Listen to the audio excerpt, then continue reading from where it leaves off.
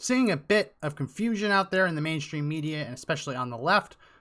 You would think that they would have figured it out by now, but they're still trying to claim that Donald Trump does not have the authority to suspend immigration into the United States, even though we've just gone to the Supreme Court to verify that. So I want to put this quick fact check together to prove that yes, what Donald Trump is about to do, suspend all immigration to the United States, is not only legal, but yes, it is in the best interest of the United States. So I'm putting together this video specifically because I came across a tweet from this man, Edward Wang. He's a diplomatic correspondent for the New York Times, and no, that position does not cure his ignorance. What he tweeted out was, Trump announced he plans to halt immigration to the U.S. with an executive order. Officials said an order to stop issuing green cards and work visas could come within days.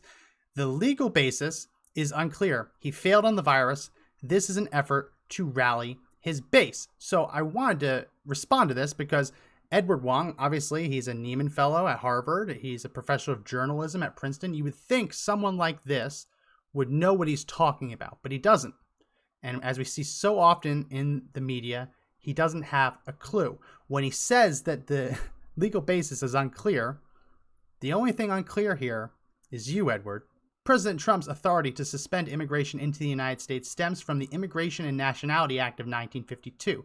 You can find that in the U.S. Code at Section 1182. And this is the part that deals with inadmissible aliens. Now, specifically, we want to go to this section. Suspension of any entry or imposition of restrictions by President.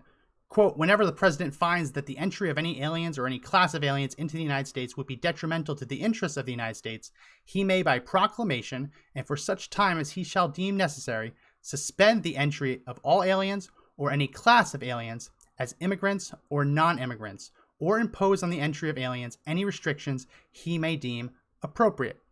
So when you see people in the mainstream media say that President Trump's powers are unclear, it's unclear how he could legally do this, it's right there in front of you. U.S. Code 8, Section 1182. This section explicitly gives the President of the United States the power to suspend immigration when he deems it's in the national interest to do so. Now, this isn't a constitutional power. This is the power that Congress has given the president. It really shouldn't be this hard. The Supreme Court has already upheld and verified that the President of the United States has these powers. Donald Trump can suspend the entry of any class of alien as long as he deems it in the national interest. We saw that with the travel ban. Trump just exercised this power with regard to China when he blocked Chinese migrants from entering the United States. Some leftists in Congress, though, don't seem to get it. They can't wrap their head around this concept. Here's a tweet from Ilhan Omar calling the president blatantly xenophobic for shutting down immigration into the United States while allowing what she says are some southern states to begin reopening their economies. Now, she doesn't understand this, but once you control an outbreak, once you flatten that curve, the next step is to reopen the country, reopen the economies. Flattening the curve was never supposed to be people staying inside forever until there's a vaccine or until the virus disappears. It was to stop all of the people from going to the hospital at once. And actually, the goal of it is to extend the outbreak as long as possible to make sure there are enough resources there to help people. So what Ilhan Omar is saying is incredibly stupid. These southern states are able to reopen because they've done such a good job flattening the curve. Now, what that means is they've actually extended their outbreaks. Flattening the curve was never meant to be, we all shelter in place until the virus goes away. It was designed to ensure that everyone doesn't go to the hospital at once because we don't have the resources to handle that. If everyone who is going to get coronavirus gets it at the same time, people will die not from the virus, but because of a lack of care and a lack of medical equipment that they would need to survive. So the reason that southern states are allowed to reopen is they've done such a good job fighting the virus, controlling the outbreak, that the next step is to reopen. But that's impossible if we're going to keep bringing people into the country who are asymptomatic carriers of the disease. They will just cause another outbreak. But the left doesn't care. They are now pushing this bill, HR 2214. They call it the No Ban Act. And this is what the No Ban Act would do. Among other things, it would limit and transfer President Trump's authority to suspend immigration. Now, you can go through this. It's basically setting out limitations, but the really important part is here in Section 2B. Narrowly tailor the suspension or restriction using the least restrictive means to achieve such compelling government interest. Now, that's legalese. It's not particularly sexy language, But what this bill would do is take it out of the president's purview and give more powers to the courts and to Congress to intervene. When this act says that it must be in a compelling government interest, that is a much higher bar than the president simply deciding it is in the national interest. So what this bill is designed to do is not only to reverse all of President Trump's previous travel bans, this one included, but it would prevent any president from ever being able to take this action unless he's able to prove he meets that high bar of meeting a compelling government interest.